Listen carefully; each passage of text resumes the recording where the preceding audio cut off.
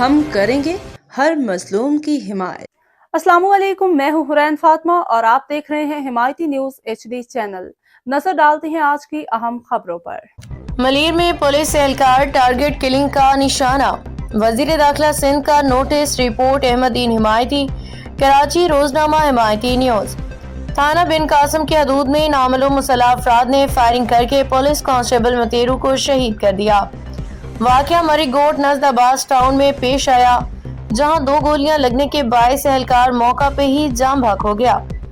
شہید اہلکار کا تعلق مری گوٹ سے تھا اور وہ تھانہ شاہ لطیف میں تعینات تھا۔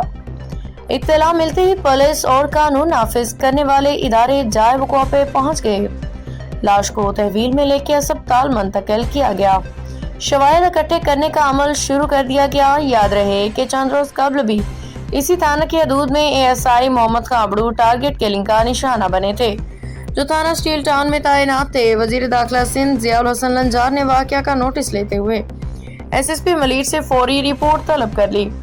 انہوں نے ہدایت کی کہ پولیس ٹیمز کو فی الفور متحرک کیا جائے، کرائم سین کو محفوظ بنایا جائے اور شواہد انتہائی باریک بینی سے جمع کیے جائیں۔